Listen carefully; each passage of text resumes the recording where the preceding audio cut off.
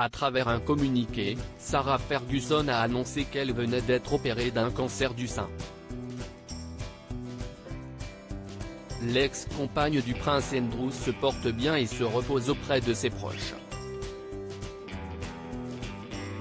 Une nouvelle bataille gagnée. Cela fait plusieurs années que la famille royale se déchire. Le mariage entre le prince Charles et la princesse Diana a été échec et le départ du prince Harry et de Meghan Markle pour les États-Unis, ainsi que les accusations d'agression sexuelle du prince Andrew ont été de véritables coups durs. Si est avec ce lourd héritage que le roi Charles III tente de maintenir à flot la monarchie. Mais il y a certains événements qui nécessitent le soutien de toute la famille et pour un temps, cette famille royale s'est réunie pour soutenir l'un de ses membres, Sarah Ferguson. Ce dimanche 25 juin, les Britanniques apprenaient à travers un communiqué que l'ex-compagne du prince Andrew avait été opérée rapidement, après la découverte d'un cancer au sein. L'opération se serait bien déroulée. Un diagnostic décisif. Sarah, duchesse d'York, a récemment appris qu'elle était atteinte d'une forme précoce de cancer du sein, détectée lors d'une mammographie de routine, a déclaré son porte-parole dans un communiqué. Selon les informations du Sun, les médecins lui auraient conseillé de ne pas tarder pour se faire opérer.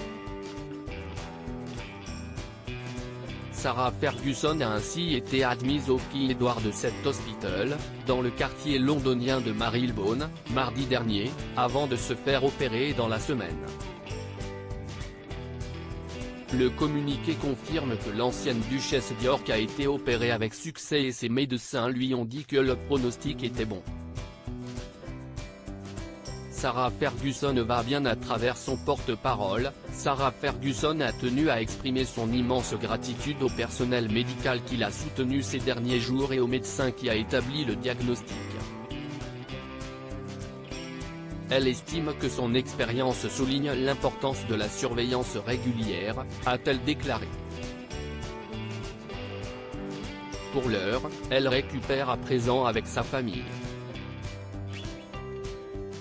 Si elle est divorcée depuis 1996 du prince Andrew, elle ne l'a jamais quitté physiquement et ils partagent ensemble un manoir près du château de Windsor. Une demeure au cœur de toutes les discussions, car le roi Charles III voudrait que son fils, le prince William et sa famille puissent s'y établir pour que les héritiers au trône soient plus près de lui. Une idée qui ne plaît pas au prince Andrew.